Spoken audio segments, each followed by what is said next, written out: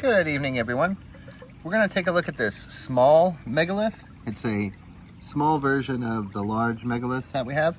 There are a few of the stones that are on top of it, and the way that they built these is they placed these into where they are on this. They fashioned all of this together. This is actually a piece of quartz crystal here, and you'll start to see on the end of it little human figurines, and that these are actually, you know, polished crystals. They're painted. Sorry, it leaves me speechless sometimes looking at these. You see the little crack for the mouth? So this is a very curious one. It probably has the same motifs of just about, you know, all of them have these same motifs on here. This one is exceptionally beautiful, especially when it's dry. You guys can see right inside there the hole. I'm gonna zoom in. You can see the nose. So looking at that little spot in there for the eye.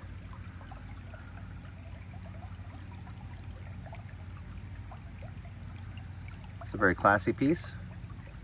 A polished crystal. All those little markings on there are going to reflect and mean something. Maybe not to us right off the bat. There's going to be a beautiful right side portrait here. I think we were holding it upside down for a few of the better images here. There's no right side with these. You know, there are so many different things. So, really nice one. And what we're here really to take a look at is, like I say, this big megalith one.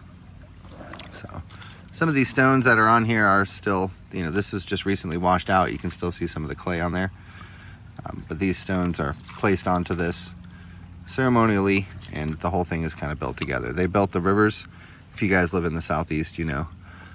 So inside of this is all the gemstones and worked tools and stuff. I'm not going to go ahead and dig all the way in here, but there are little treasures and things in here. So let's go ahead and look at what we have here for just the image that's poking out to the right there. We have a few different, you can see how these are representing maybe eyelids. You can see like a face there. So go ahead and take a look at that one. As you see, the lips kind of get really exaggerated. See the nose and the smooth face. As we get a little bit lower there, might be too low. There's just one angle that a lot of these work at. We have some of the common characters up here too. So you can see how when we pick up on the stone, make it smaller, you can see how there's the eye, the nose, and the lips there at this different angle. Oops, sorry, I'm going to be totally in it if I could do it that way. Let's go ahead and take a look at the swirls and the markings, see if we can make some type of sense out of what any of this is.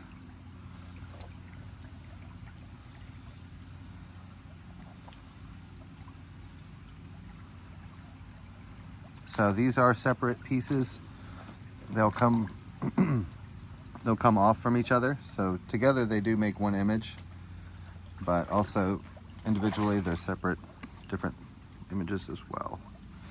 Let's go ahead and get a little bit of a front view of this statue here. And we can take a look at maybe some of the images from this side. Look at that. Isn't that something? You guys see the face right here? There's all over it, right? Sitting right in front of us. Look at that thing.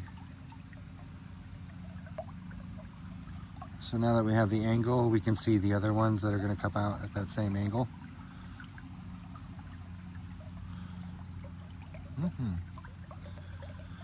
All right, guys, I better say goodbye before my battery runs out.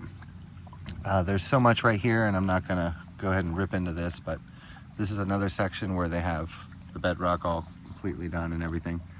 So, you know, I appreciate you guys coming out and checking out the installment for today.